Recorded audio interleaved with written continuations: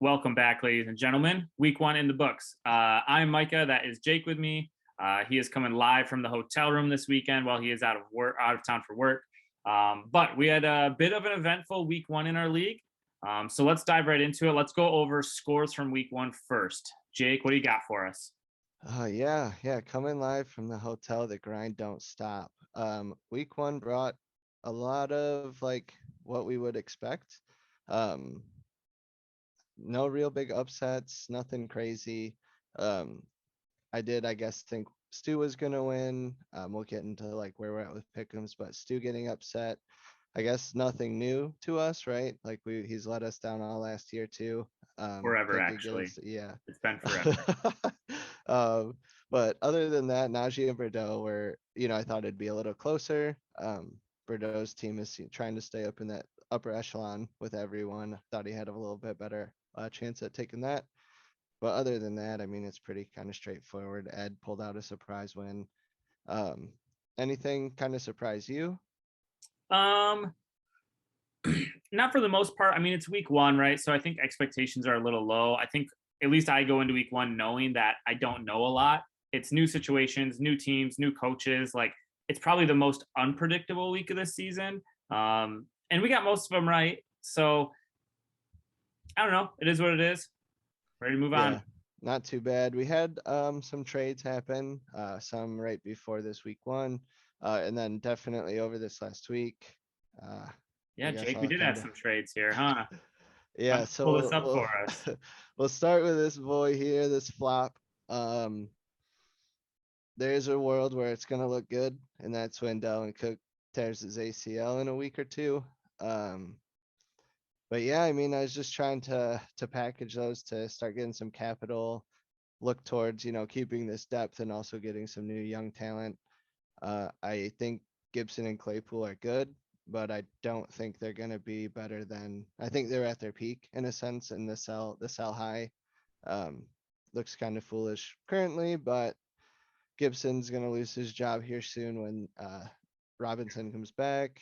Barring a Claypool, carjacking, he would have already lost his job, right? Like yeah. if Brian Robinson's healthy, Gibson doesn't put up 30 points this week. He's not a starter. And Alexander Madison is just a trade away, a Dalvin Cook injury away. I mean, as soon as this guy gets opportunity, he is going to blow up and be that running back. So you're right. Week one, you kind of look like an idiot here. Oh But like God. week eight, you might look like a genius it, here, it right? could So, look like a steal of a trade, looking back, it could look super good. yeah. Um, but either way, the draft pick's good and the handcuff is even better, right? Like that's going to be something I could rely on. Delvin Cook's kind of missed games more and more the past couple years. So enough with how that trade went. Let's go into a couple moves you made Yeah. We're coming, early baby. on. All right. So the first one was picking up a first round and second round pick for Garrett Wilson and a second. Yeah. So the train of thought here was I wanted to get back into the first round for the 2023 draft. Um, Garrett Wilson, I think he's going to be a good pro, but that wide receiver room on the Jets, I'm not a fan of that. I have no idea who's going to be good, who's going to be bad week in, week out. So until things get ironed out there, I'm a little nervous on him. And on top of that, you have a messy quarterback situation. They have Joe Flacco right now, but I don't know if Zach Wilson's ever going to be good. And I mean, the elephant in the room is like, it's the fucking Jets, man. Like, you know what I They mean? they're on the come up too, right? Yeah, They're they have just good. been They for got the 10 years. regime. Yeah, but they just this is like year what? Is it year two with the regime where they finally got to make moves in the off The season? last time they were good, Mark Sanchez was a quarterback. That's all I'm saying. Yeah, I mean, yeah, I guess that's true. And all you think about after It's that been is the butt downhill since the Carr. butt fumble. Yeah. But yeah, I mean, I think it's a good trade for you, definitely getting a first round pick. Yeah. Pick, swapping seconds, you're gonna be sitting pretty good. His team is not looking to win this year too, so it should be a pretty good pick. Yeah. It works out well for Josh. He gets a young prospect, drafted what, 10th overall in the draft.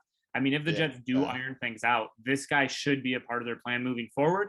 And yeah, being drafted 10th overall in the draft, if he doesn't do well on his rookie contract, he's going to get another chance, right? If you're a fourth rounder and you don't do well, you might not get a He second might be chance, out of the really. league. Yep. 10th overall in the draft, you're getting a second contract, at least with someone. So he's going to be around for a while and be fantasy relevant in that span somewhere. Yeah, I'll be interested to see. Did Ritter get picked up yet? I don't think he did. We haven't hit waivers actually since this. Maybe have we hit waivers since this went Nope, through? he's still out there. So Yep. I'll be curious to see. I mean, he literally was a third round pick this year. He was drafted for a lot of people kind of late. Yeah. Somebody who could take the job, but who honestly knows at this point? Mariota is trying to really hold on to it, but still, young guy, definitely maybe a target we'll be talking about getting picked up next week. Yeah. So you got the first round pick back, and here we go with the blow up move here, the big move. You and Bennett actually, new guy Bennett making a swing at getting some depth, some talent. And you picking up JT, my God. Yeah. Um, I knew you feared my starting lineup, but to do a move like this is pretty wild. So I feel humbled, a little flattered. Yeah. You're coming after me like that. But Hey, talk about it. What is the thinking? You gave up Saquon and you gave up Pitts. You gave up a lot to pick up Jonathan Taylor. mhm. So first, I want to talk about the picks, right? Right now, they're showing the 7th overall pick and the 1st overall. I Hmm. expect those both to be like middle of the pack. So it was more of a pick swap. I think Benny Ballers will actually finish lower. So I think that pick will actually end up being worse or better than 4 strings. So my train of thought was I'm getting the best player out of the trade and I'm getting the best draft pick out of the trade. Giving up Saquon and Pitts hurts, right? Pitts is like the golden goose of the tight end position, and Saquon might be my favorite player in the league right now.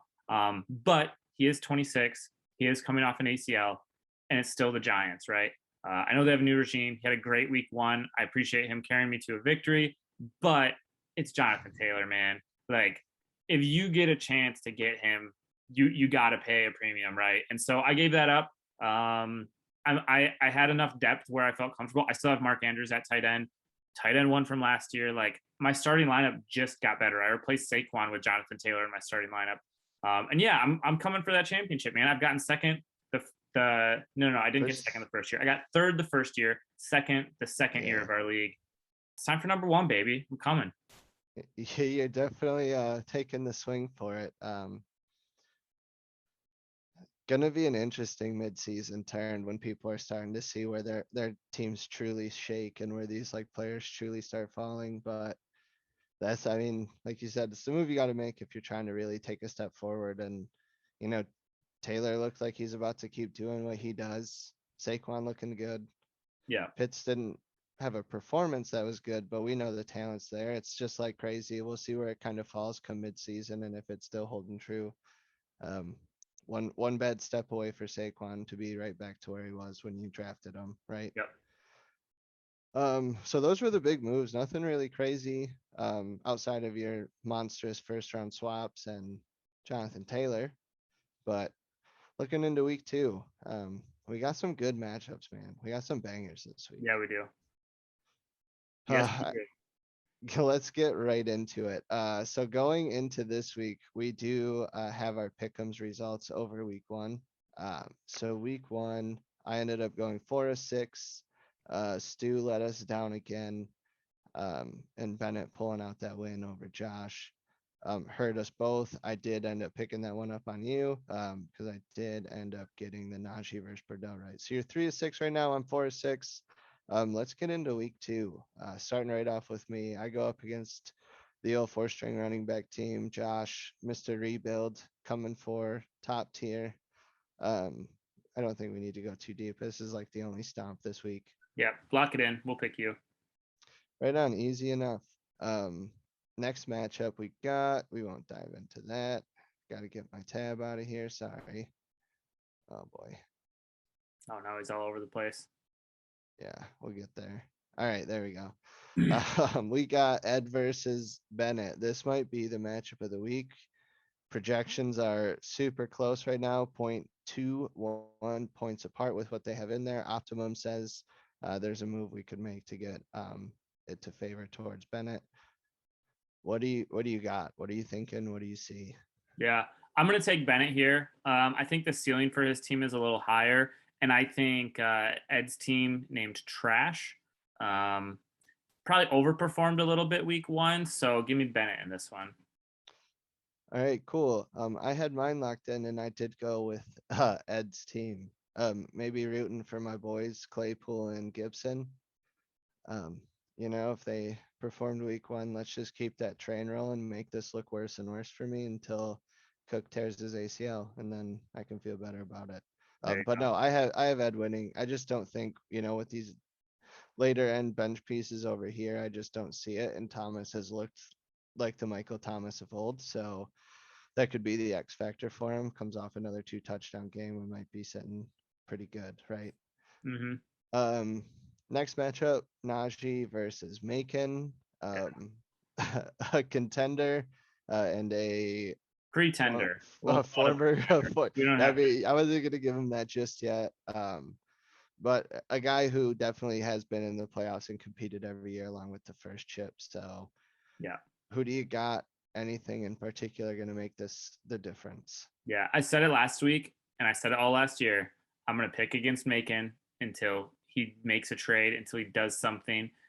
So give me Najee in this one. And Yeah. besides that, his team is loaded, right? Like he's got absolute Yeah. studs on his team. Najee does. So more than just the fact I've picked against Macon, Najee should win this one. Yeah, 100%. That's what I have as well. He's got some players again, right? Could have a good game. Harris might pick up the workload.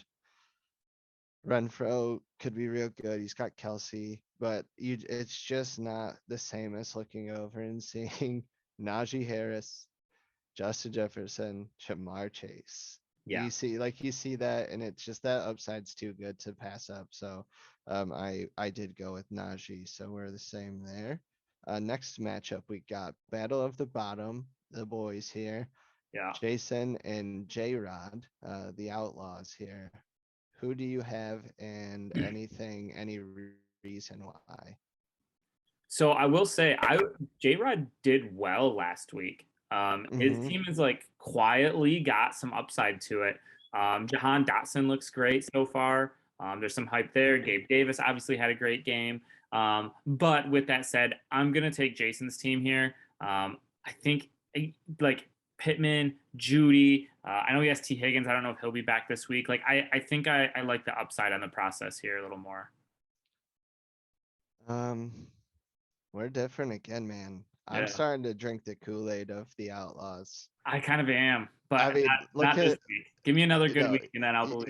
he's got some young running backs. He's got ETN. He's got Javante, Gabe Etienne could have had a Davis, huge day too. Dotson. Like he's got some players, and Fields didn't look all that bad for playing in the weather. He got the win. Yeah. No, I give me it's one more just good week, and I'll be on the bandwagon here. But um. All right, so we got some split picks this week. This is exciting again. Um, and just a little future for you guys coming up. We do have J Rod coming on the show next week. Um, the Outlaw himself's going to come on and talk about his team. And I think he's already got it in his head that we're going to have another repeat of his last week performance where his team started to kind of shine a bit. And he's drinking his own Kool-Aid, ready to talk about it. So he'll be on next week. could be Um, good. we got Bordeaux versus Stu, the Riley Reed option. Mr. 0-1, Mr. Let us down again. Mr. Broken Ass Nose. Oh, what do you think? Who are you picking? What sticks out? What's the reasoning? Yeah. If there's one thing I have learned rooting for the Lions, it is never bet against Aaron Rodgers coming off of a disappointing game. They have been projected at 18. Home against Chicago after kind of getting embarrassed last week. This dude's going to put up 30 this week. Like, call it a hot take, but he is coming back. He's going to make a statement. He's going to hit him with the relax quote, all of that. I'm going to take Bordeaux. Yeah, I just for the simple fact that I got burned again. The bad taste of last season. We're taking Berto. Yeah. But also I think his team just looks a little bit better overall. But yeah, Bordeaux, you're gonna take this one. I'm gonna get right on the pick 'em, keep my record straight above 500. Um, Last matchup we have is for you. You versus Broken Step. The revamp starting lineup going to work early. You got a tough one ahead of you. I do. I have like a shiny new toy in Jonathan Taylor, so I'm excited for that. But Broken Steps team is loaded. I'm definitely not underestimating them here. There are a couple weak spots in his starting lineup. I don't think Zeke's always cracked up to be. And I don't know if Waddle is going to take a slant like 60 yards again this week. And then on top of that, the tight ends are a little bit mismatched there. So I should win this one. I'm going to take me here. But respect to Broken Step, his time is going to come, but it's not this week. I'm in the same boat. I got you. I mean, just your starting lineup's disgusting. He just has those couple pieces where I just can't trust him. Yeah. I don't see him putting up a good performance again. And like even just like projections, right? You can hit 80% your projection and pretty much beat him still if it goes strictly by that. So it's tough. I mean, sorry, Joe. We're just not gonna get the dub this week. And I got them locked in for us. So we'll be able to keep updated. Yeah, any closing thoughts, last things about week 2 coming up, I'm just moves glad we made? football's back, man. It was so nice on Sunday, like turning on Red Zone. It's a nice fall day out. It felt like home, right? Like this is like how it's supposed to be. So it It was a was very dope. comforting feeling. I'm just excited to do it again this weekend. Buckle up. We got another long one ahead of us. But yeah, good luck to you in your matchup this week. Good luck to everybody in the league. Thanks for tuning in. Stu, send me your money.